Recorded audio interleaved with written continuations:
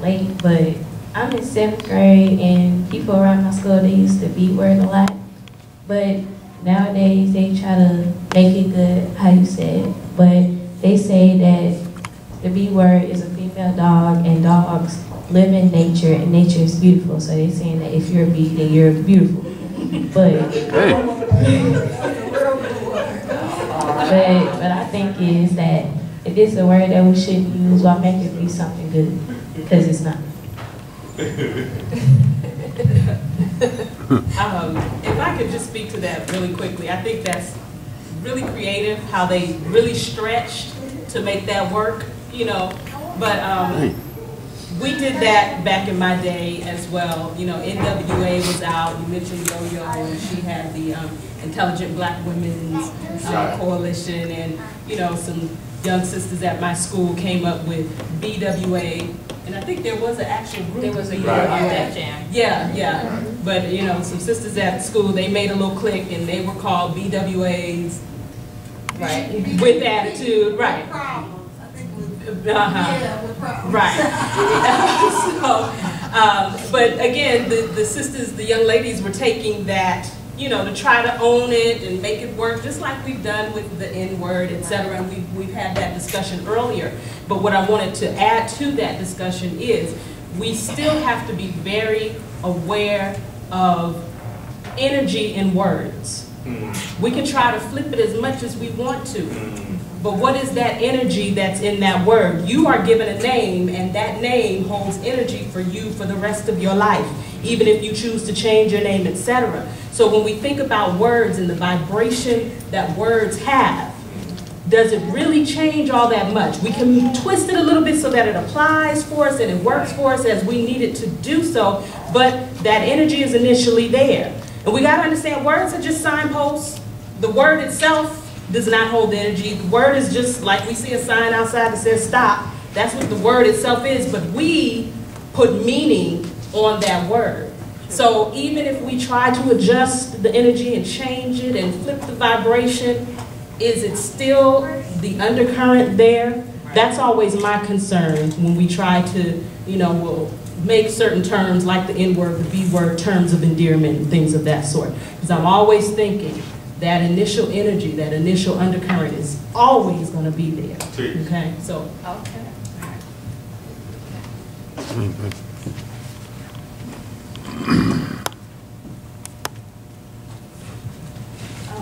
When you said NWA and then talked about the vibrations of the music, it made me think about how there's so little social activism now, and how at the height of hip hop there was so much more.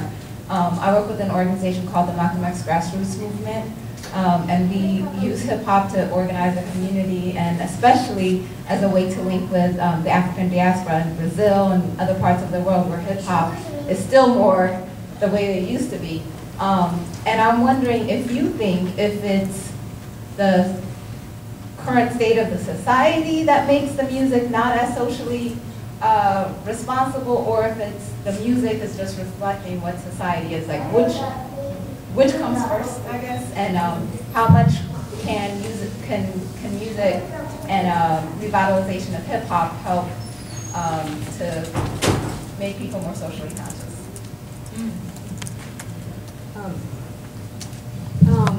You know, I think it's definitely both, because here's the thing. We tell at Morehouse, when I'm talking to students and, you know, trying to really sort of stimulate them to be more active, right, in what is going on in the world.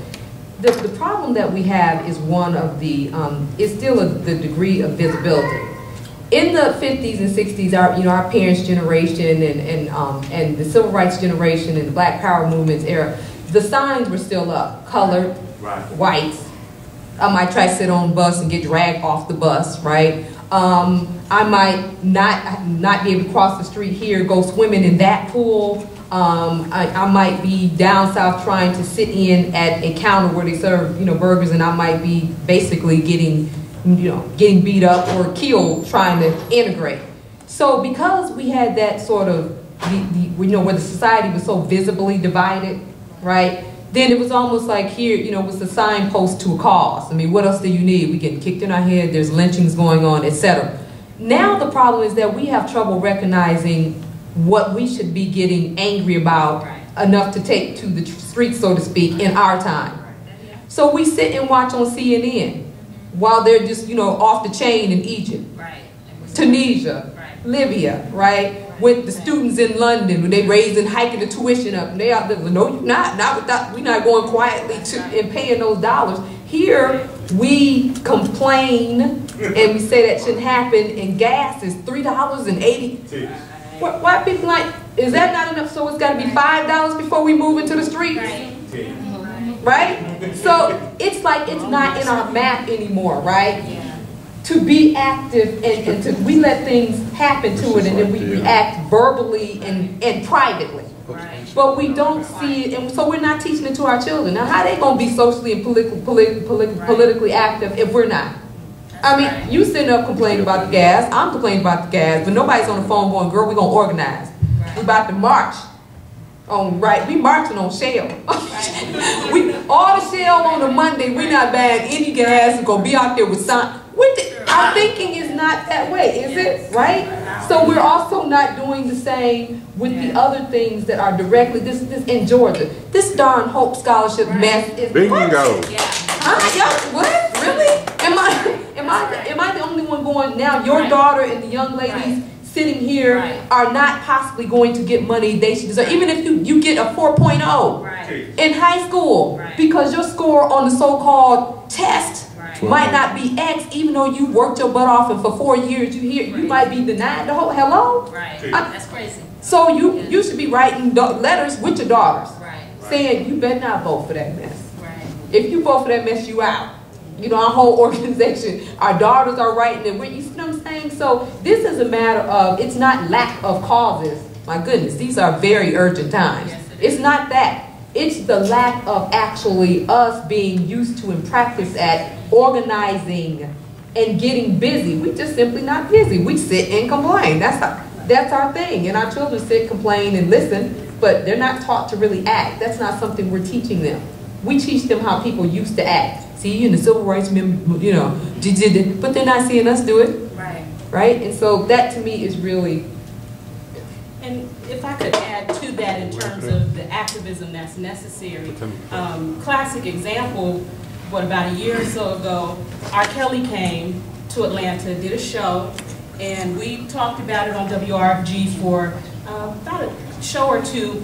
Calls were coming in, you know, down with R. Kelly. We need to deal with some situations with R. Kelly.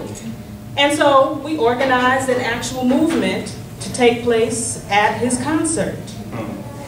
Did people come out? No. The people sure came out for the concert, and the people cussed us out. They yelled at us. We had some elder sisters out there some women going to the R. Kelly concert were trying to fight them, physically fight them. People wanted to see R. Kelly, but they did not want to show up to address the issues that everybody had been saying, yeah, this is awful. He's coming here and just all the things that, you know, he's done in terms of degradation to women and our young girls and all of this, and then we just didn't show up. So my thought is, to a certain degree, we're just lazy. Why? We're just lazy. So when I think about the music, we also had music that fueled us that it's okay to get up and fight the power and do things of that sort. And so as we listen to the music, that empowered us as well. But our music now kind of dumbs us down to everything is a little quick little simple beat. So we don't really want to think past anything we really have to get up and actually do.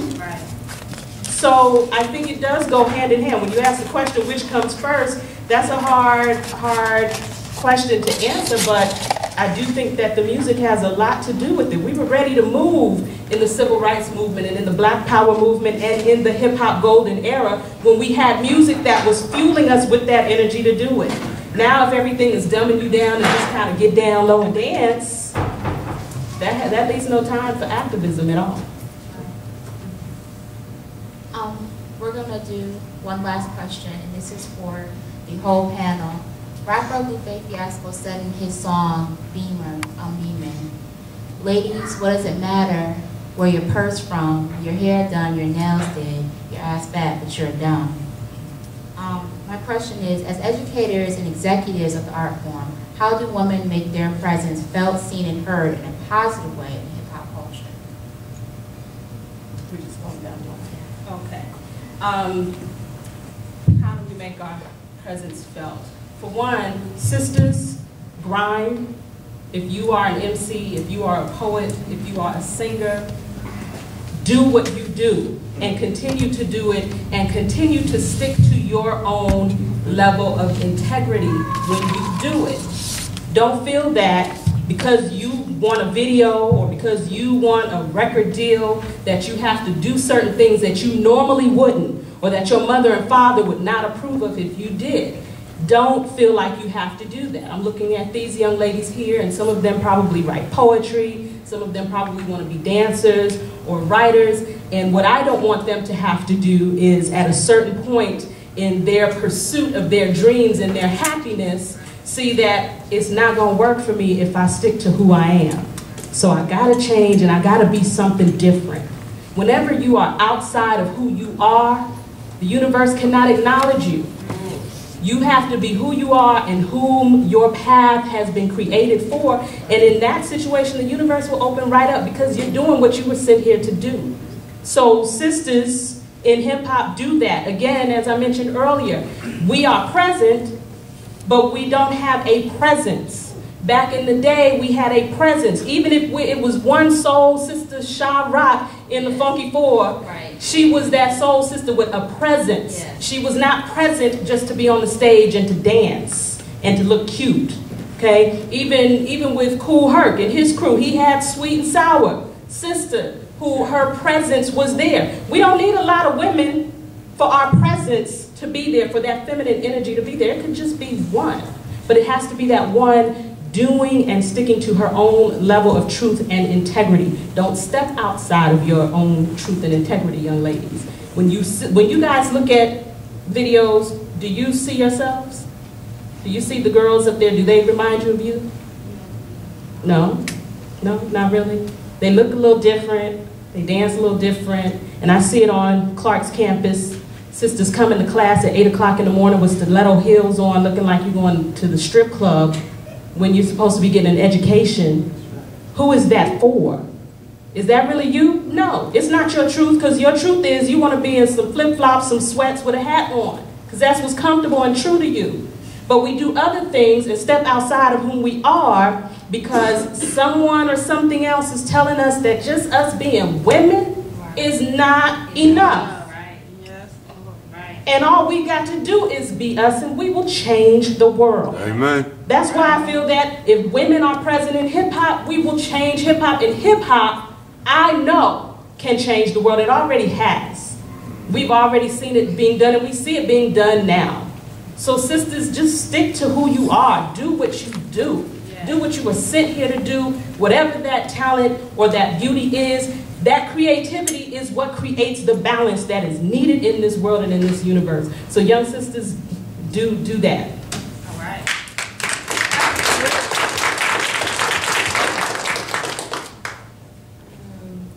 I want to, because I think since we're talking about female MCs, and I definitely want us to hear one that I really like, just a little clip of her, because she says it better than I do.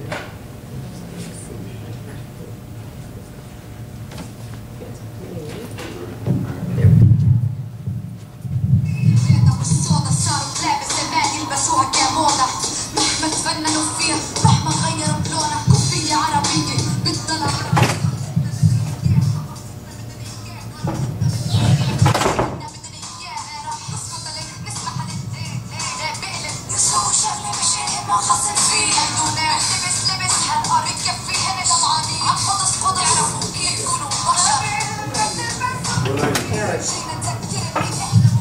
But it sounds good. I think you don't understand what she, right? I'm going to read what she says. That is Shadia Mansour, whose first language actually is English, but she chooses to rap in Arabic because she's British Palestinian. And so here's a part of the song. Let me Let me throw it up in the sky. I'm Arab, and my tongue creates earthquakes. I shake the words of war. Listen, I'm Shadia Mansour, and the gear I'm rocking is my identity. Since the day I was born, raising people's awareness been my responsibility. But I was raised between fear and evil, between two areas, between the grudging and the poor. I seen life from both sides. God bless the Kafi. However you rock me, wherever you see me, I stay true to my origins, Palestinian. All right. And this girl, she's open for Immortal Technique and Ed Perez and all these people around the world in London and so forth. And I play her to say that we can create female MCs who are brave enough, right? I mean, she won't even rap in English. You know, she could get a lot more, you're right, really, visibility if she chose to do that. And she chooses to rap about very political, right? She's critiquing the situation in Afghanistan and her son, all of these things that she's taking on, which are big issues and are not bound to make her commercially popular. But this is the choice she's making, and she's good. Y'all hear the beats? And she's working with everybody, everybody, anybody. So I say this to say that just like the father with those little girls, instead of just pressing delete, you know, right? When we press delete, then you have to replace it with somebody else. So how about some Shadia Mansour, right? And you can do translations online, right? Thank you. You know, we live in a world, and maybe as young people you probably won't understand it as much now, but we live in a world that is completely designed to have us be who we're not. Because it is to the benefit of the power structure in which we live that we're not who we're supposed to be. Then this way someone else can control us. They control our music, they control what we eat, what we think, what we watch, what we wear, etc. And again, conceptually, it's not maybe something you can put your hands on, but you begin to understand it when you go out in this world and you see that so many of us are not who we are. That we're in jobs that we're not happy about, that we're in homes that are not at peace. Even in church, there's chaos. And so, like the two panelists said before me, the challenge becomes to be who you are. The challenge becomes to be yourself.